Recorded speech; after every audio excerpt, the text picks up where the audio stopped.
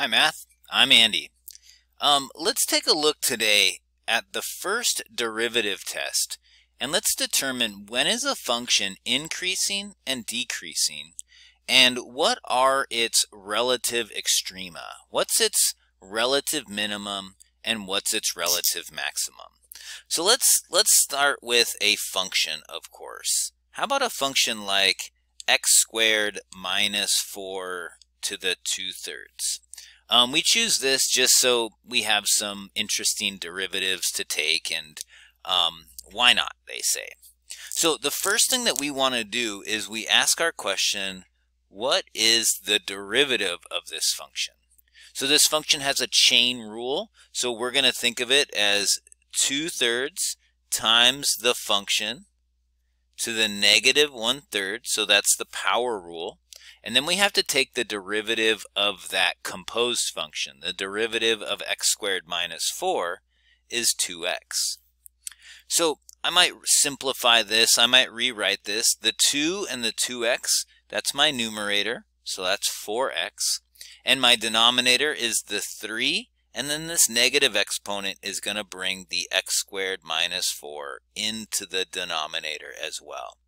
So I kind of have a simplified version of my derivative. Now we want to find what the extrema are, or the critical values. To find critical values, we take our derivative and we set it equal to 0 or where it's undefined. So we're asking, where is this derivative equal to 0? What values of x? And what values of x make it undefined? So I can actually check the numerator and denominators, because I know when 4x equals 0, this whole function is equal to 0. And I know where my denominator is 0, this is going to be undefined. So I'm really just kind of thinking about my numerator, and it's going to equal 0 when x is 0. And I think about my denominator, x squared minus 4 to the 1/3. And I really only need to look inside of this parenthesis, x squared minus 4. Where does x squared minus 4 equal 0? Because if that equals 0, then my denominator is 0 and my function is undefined. This factors actually into x minus 2, x plus 2, and so it turns out that positive 2 and negative 2 are the places that are going to give me a 0 in my denominator. So I have these three critical values, and I want to know first, where is my function increasing? Where is my function decreasing? Because then I can use my first derivative test to determine the local minimums and the local maximums, or the relative minimums and relative maximums. So here's how I'm going to kind of set this up for myself. I'm going to look at the intervals.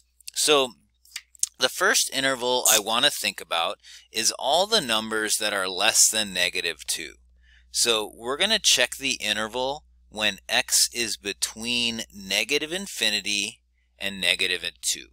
Because negative 2 is a critical value, and it's the smallest critical value.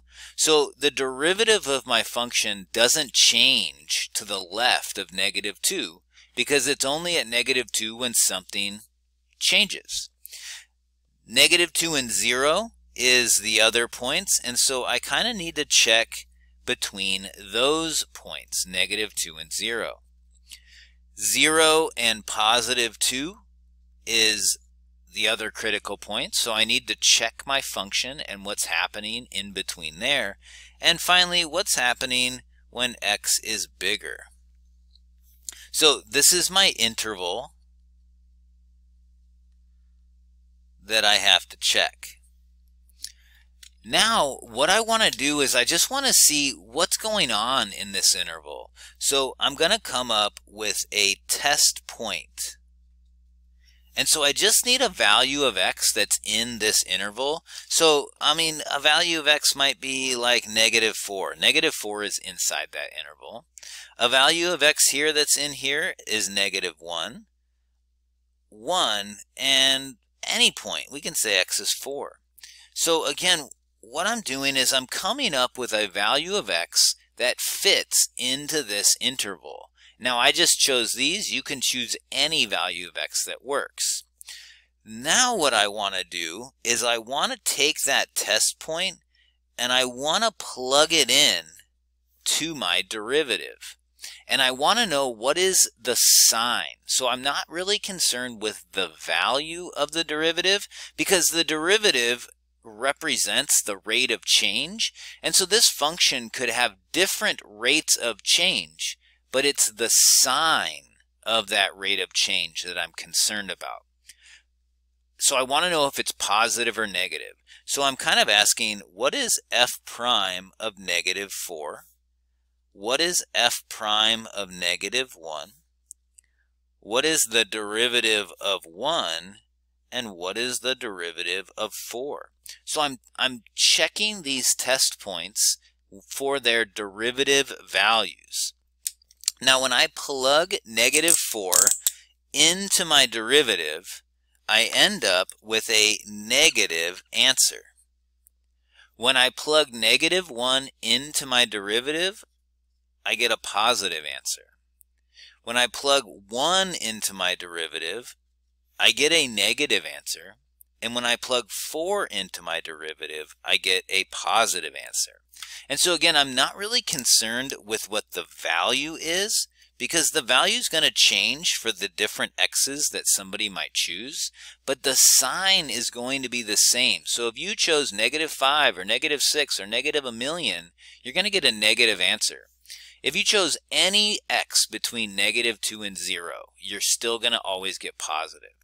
Now, what we can do is we can now make a conclusion. If the derivative is negative in this entire interval, we know that the function is decreasing the entire time. If the derivative is positive in this interval, we know that the function is increasing this whole time.